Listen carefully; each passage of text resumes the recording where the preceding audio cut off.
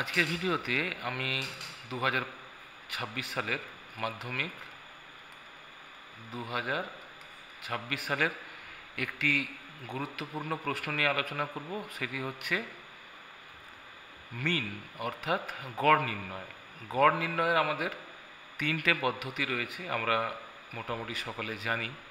তো আমি তোমাদের পাঠ্যপুস্তকের একটি প্রশ্নকে তুলে নিয়েছি, প্রয়োগ 5, যেখানে দেওয়া আছে আমি ও সতীশ আমাদের পাড়ার 50টি পরিবারের এক সপ্তাহে বিদ্যুৎ খরচের তথ্যটি একটি ছকে লিখেছি।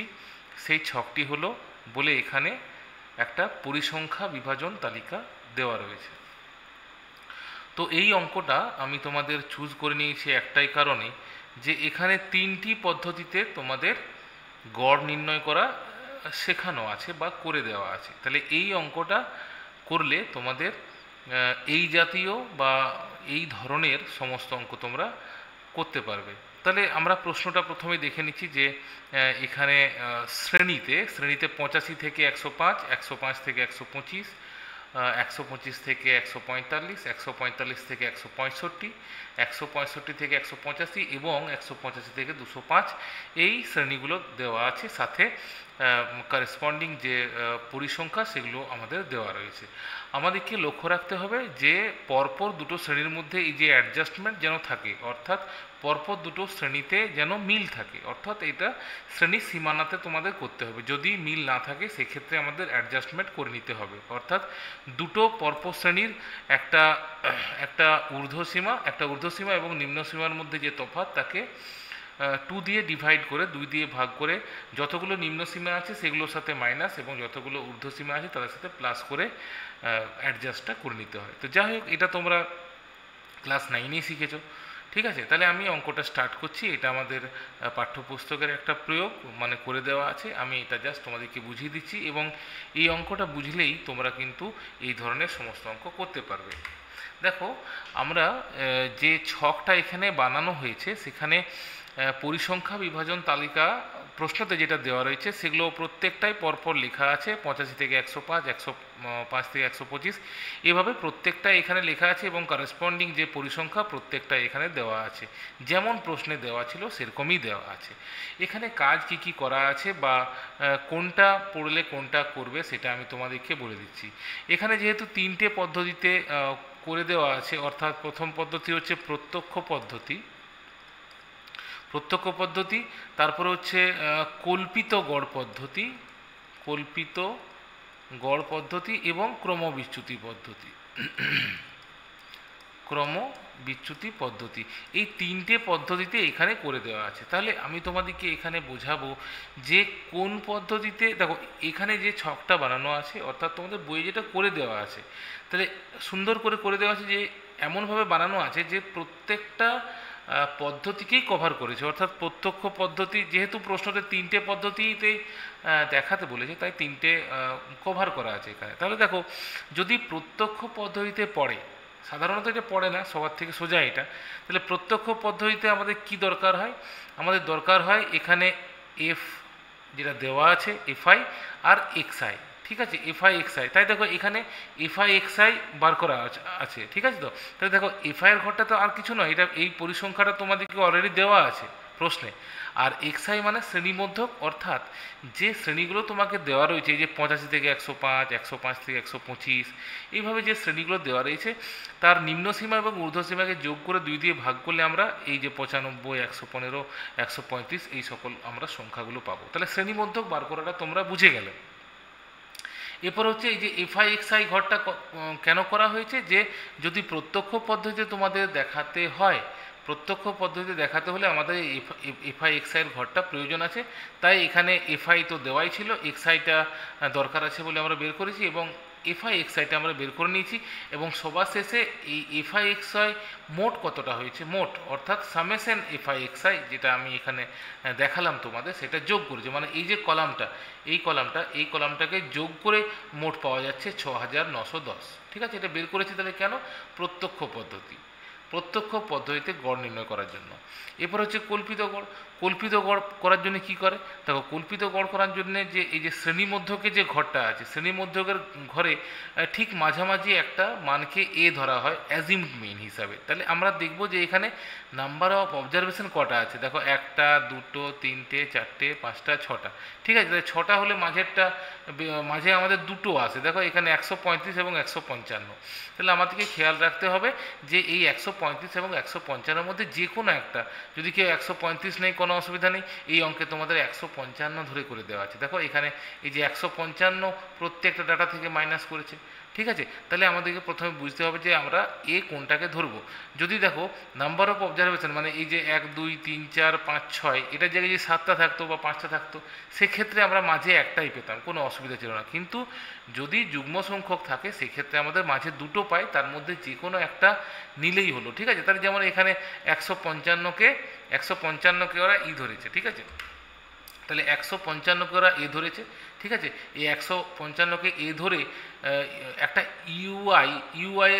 ডিআই এর একটা ঘর করেছে, ডিআই, ঠিক আছে। ডিআই এর ঘরটা কীরকম, যে এক্সআই যতগুলো আছে, এই যে 95 আছে, 115 আছে, 135 আছে, যতগুলো আছে প্রত্যেকটা থেকে এই 155কে বাদ দিয়েছে। কেমন, তাহলে 95 থেকে 155কে যদি মাইনাস করা হয় তো -60 পাবো।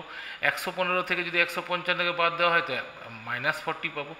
যদি 135 থেকে 155কে বাদ দেওয়া হয় তো -20 পাবো। এইভাবে প্রত্যেকটা থেকে 155 থেকে যদি 155 বাদ দেওয়া হয় তো 0 পাবো।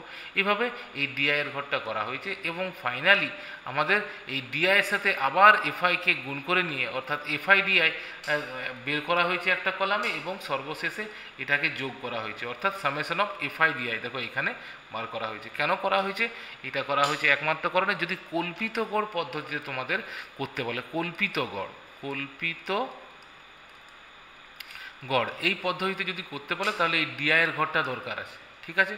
তাহলে আমি কি বললাম, যে প্রত্যক্ষ পদ্ধতিতে করার জন্য আমাদের এফআই এক্স এর ঘরটা দরকার আছে, আর কল্পিত গড় করার জন্য আমাদের এফআই ডিআই এর ঘরটা দরকার আছে। তাহলে ডিআই মানে কি, এক্সআই মাইনাস 155, অর্থাৎ এই মাঝের একটা মান যেখানে আমাদের এটা ধরা আছে। পরিষ্কার বোঝা গেছে। তাহলে কল্পিত গড়টা তোমরা শিখে গেলে। এরপর একদম শেষে আসছে আমাদের ইউআই ঘরটা। যদি তোমাকে ক্রমবিচ্যুতি পদ্ধতিতে যদি গড় নির্ণয় করতে দেয়, অর্থাৎ স্টেপ ডেভিয়েশন মেথডে যদি করতে দেয়, এটাই সাধারণত পড়ে।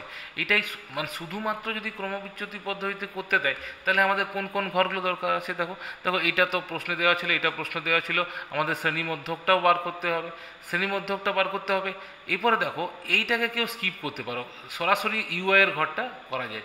কারণ এই যে এক্সআই মাইনাস 155 এটা সরাসরি এখানে করে 20 দিয়ে ডিভাইড করেছে। হোয়াট ইজ 20 মানে হচ্ছে এখানে যে স্টেপ লেন্থ, অর্থাৎ ঊর্ধ্বসীমা থেকে নিম্নসীমা বাদ দিলে যে সংখ্যাটা আমরা পাবো স্টেপ লেন্থ বা শ্রেণী দৈর্ঘ্য বলা হয়, সেই শ্রেণী দৈর্ঘ্য দিয়ে প্রত্যেকটা ডাটাকে, অর্থাৎ ডিআই এর যে ঘর রয়েছিল তার প্রত্যেকটা ডাটাকে এখানে ওই 20 দিয়ে, অর্থাৎ স্টেপ লেন্থ বা শ্রেণী দৈর্ঘ্য দিয়ে ভাগ করে এটা পেয়েছে। দেখো এখানে যেটা -60 ছিল 20 দিয়ে ভাগ করলে -3, -40কে 20 দিয়ে ভাগ করলে -2, -20কে 20 দিয়ে ডিভাইড করলে -1, এভাবে প্রত্যেকটা ঘরকে করেছে।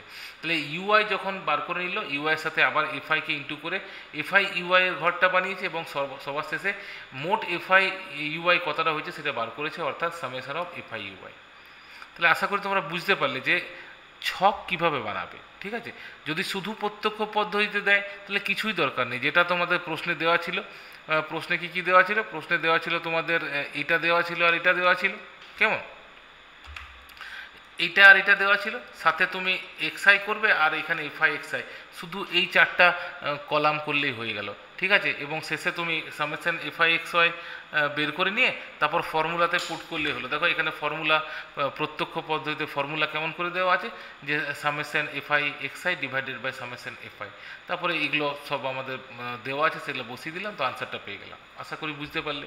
এরপরে আসছে কল্পিত গড় পদ্ধতি। দেখো কল্পিত গড় পদ্ধতির বেলায় আমরা কি দরকার ছিল, দেখো কল্পিত গড়ের বেলায় আমাদের দরকার আছে কি, যে এই ঘরটা দরকার আছে আর এই ঘরটা দরকার আছে, অর্থাৎ ডিআইকে এফআই এর সাথে গুণ করে এফআই ডিআই, আর তার সামেশনটা এখানে বার করছে, দেখো এই যে এখানে বার করেছে, আর ফর্মুলাটা বের করে দিয়েছে। ফর্মুলাটা কীরকম ছিল, যে একই ফর্মুলা, যে summation FI DI divided by summation fi, কেমন?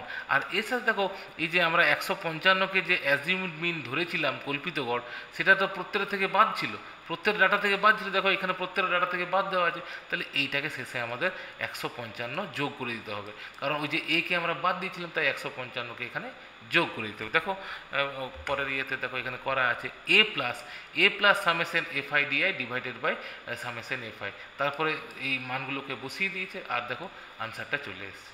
কেমন?